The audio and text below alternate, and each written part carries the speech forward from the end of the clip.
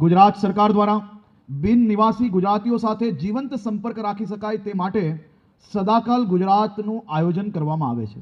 આ કાર્યક્રમ ગુજરાતના મુખ્યમંત્રી શ્રીના માર્ગદર્શનમાં દેશના અલગ અલગ રાજ્યોમાં જ્યાં આપણા ગુજરાતી બંધુઓ રહેતા હોય ત્યાં કાર્યક્રમનું આપણે આયોજન કરીએ છીએ। આ કાર્યક્રમ થકી આપણી સંસ્કૃતિ, રીતિ રિવાજ, આપણા અલગ અલગ વ્યવહારો, સાથે સાથે આપણું ગુજરાતી ભોજન, સાથે સાથે આપણા ગુજરાતી ભાઈઓ એકબીજા જોડે વેપાર કઈ રીતે વધારી શકે, સાથે સાથે આપ સૌ લોકો વર્ષો પહેલા જે ગામ છોડીને આવ્યા છો એ ગામના વિકાસમાં ફરી કઈ રીતે સહભાગી થઈ શકીએ, એની સાથે સાથે આપણા ગામમાં નાની મોટી કોઈ બી મુશ્કેલી હોય તો આપ લોકો નોન રેસિડેન્શિયલ ગુજરાતી વિભાગ જોડે ડાયરેક્ટ સંપર્કમાં રહીને નાની મોટી તકલીફો દૂર કરી શકીએ તે માટે આ કાર્યક્રમોનું આયોજન કરવામાં આવે છે।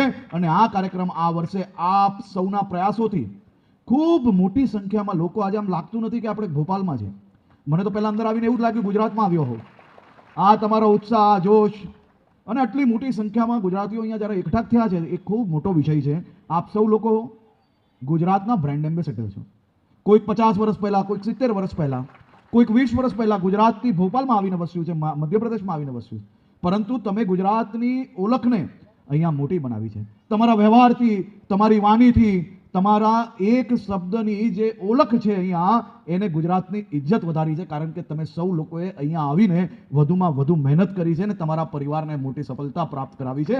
તે બદલ માનનીય મુખ્યમંત્રી શ્રી વતી અને ગુજરાતના સૌ નાગરિકો વતી હું આપનો ખૂબ ખૂબ આભાર માનું છું।